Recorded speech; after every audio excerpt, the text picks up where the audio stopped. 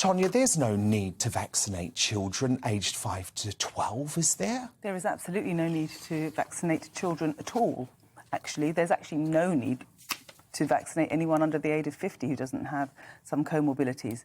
But to start vaccinating children when we know that there is harm that can happen to children, that can be done to children, I'm starting to feel very sinister about this.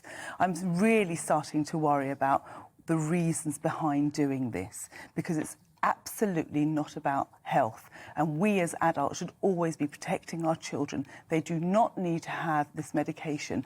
I think about giving when they were little, think about giving them cowpox.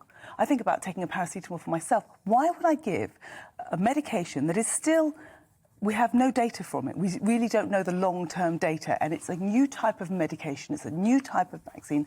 Spike proteins are very new. Why would we give it to children? We have no idea what it might do to them in the future, and for no good reason. They are not... Yeah, because, Benjamin, that's the point, isn't it? We vaccinate children against disease that kills or makes children seriously ill. We know COVID doesn't do that. So why are we vaccinating kids? What, to protect elderly people? What's it about? Well, I mean, there's nothing particularly unusual about kids having vaccines, and in fact... It is things that they're not ill about. The chickenpox vaccine is something we should probably roll out in this country. A lot of other countries do that. But on this one, you know, I think the idea of compelling a 5 to 11-year-old would be completely wrong, because the risk is as low as you reference it. But if the scientists say that it can be healthily administered to these kids, and it has been done in countries like the US and Israel, you know, similar forward-thinking countries to us, without... Yeah, it's really worked there. Yeah, it really worked well in Israel, hasn't it? I mean, for goodness sake, they have more... OK, so, off you go. And so, you know, I think that parents shouldn't be refused the chance to vaccinate their children. That'd be quite reasonable. Look, could you explain to me why a parent would? Could you explain to me why a parent would vaccinate their child? OK, I just point out that the 6 that died, I dare say, if their parents could have vaccinated. OK, Carol, come in. Yeah, one of the things you just said there was that the COVID vaccine was new. No, it isn't. They've been working. The coronavirus we've just had recently, coronavirus is not new. Coronavirus has been around for years, and scientists have been working on the This vaccine. Is a new vaccine. This is a new vaccine. Can you just let someone finish? Yeah, that's 2 of us you've interrupted. The vaccine, they were already working on a coronavirus vaccine, and all they did was take it a step further. So, no, it's not completely new. And you're smiling patronising at me like you know something I don't. Let me finish what I'm about to say. I will not be aggressive with you, because you are so completely and utterly wrong. And one of the things I'm really worried about you, both of you, is I think you're both suffering from COVID anxiety syndrome, because you have ceased to make any sense of this. You are so patronising. You just said at the start of this, no one should get vaccinated. There are at least 14 diseases in this country that we don't have anymore, precisely because of vaccines. I am very pro-vaccine, but not when it comes to this particular vaccine. There's just no need to raise your voice, Carol. You really should calm right down, sweetie. Oh, sweetie. You really have not stopped shouting. You don't understand what you're talking about when it comes to children. Finish a sentence. People like you don't. Anti-vaxxers People like me. Yes, I've been vaccinated, Carol. Yes. So what are you talking you're about? Anti-vaccine. I am anti this Carol, that's such a ridiculous label. That's such a ridiculous label. It's such a ridiculous label to use, because we're worried about vaccinating young children who are not going to die or get seriously ill from COVID. Why are you so horrified at the thought of young children being vaccinated? Because they don't need this. I'm talking to Dan. Young children are vaccinated at the age of 1 month and 2 months for polio. They're vaccinated again at 4 months. The same for diphtheria. The same for whooping cough. They have 4 vaccinations. Illnesses which can kill them or make them seriously ill, Carol. Talk to the 209 people in America who lost kids through this virus. It can cause severe lung infections in kids. It can cause lasting lung infections. OK, but what about the parents who have lost children through side effects of the vaccine, Carol, a vaccine that they didn't need to take? How many children in this country have lost children with side effects of the vaccine? Well, we don't know yet, because they haven't been... Can I just... You asked the question. But I'm talking... But you asked the question. I have the answer to it. I'm talking to Dan about it, if that's all. Off you go, then, Carol. Oh, thank you for your permission. My pleasure. But there are lots of kids in this country who have had this myocarditis, but very rarely seriously. They recover. But we don't know the know long-term that. effects. Can I just give you some of the statistics we have? So we know that the MHRA yellow card reporting system, it's a voluntary reporting system. So we think it's only between 1% and 10% of actual adverse events have been reported.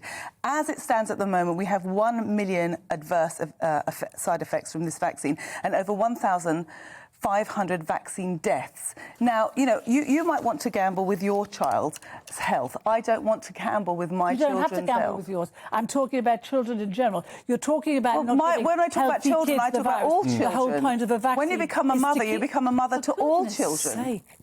Is this how it's going to be for the whole show? Just for this particular advice. Just you talking because over everyone. I can't help talk over nonsense. You are People speaking have opinions apart from you. Nonsense. And I think you are, but I did you the courtesy of letting you speak at the start of the show. Well, I think we've heard a lot from both of you.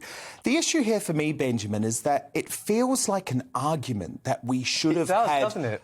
months and months and months ago. Certainly not now, at this stage of the pandemic, when everyone is getting this Omicron thing. We all have natural immunity. 98% of English adults, Benjamin, have COVID antibodies. Can you explain to me the scientific point of vaccinating kids aged 5 to 11 now, at this stage of the pandemic? I mean, look, how novel for me to be the calm one on the panel this week. But, you know... For now, it will change. I mean, look, I suppose this kind of picks up on a point that Tonya made, and one of the reasons why they're considering it safe to do for children over the age of 5 is because they've had more evidence and more experiment, and you've seen other countries do it. And so, I trust the scientists more OK, well, you say you trust the scientists.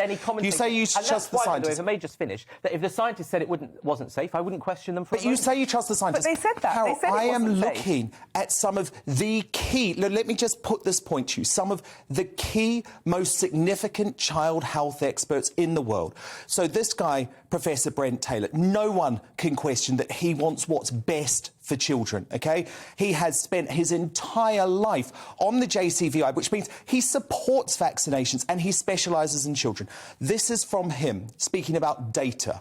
The latest CDC data reports elevated rates of post-vaccination myocarditis for boys aged 12 to 15, 2.5 to 24 times higher in the 7 days after the first dose and 24 to 228 times higher in the 7 days after the second dose. So while the absolute risks are still low, they cannot be described as trivial. Why take the risk? Well, because vaccination in children is nothing new. This is not a new concept. Kids get vaccinated all the time to prevent. And the thing about the vaccination is they think it actually, by people getting vaccinated, not just kids, but everyone, it actually prevents a mutation of the virus into something more severe. That's one of the arguments for giving it to kids. No, the argument is there is no benefit to giving it to children. Final word to you, Tonya. There is no benefit for giving this vaccination to children. There is only harm, so why would we do it? The JVCI said themselves there is no benefit to vaccinating children, and they changed their mind. Polio, would you say the same? No, we're not talking. We are talking about this particular vaccine. We're just talking about this particular vaccine.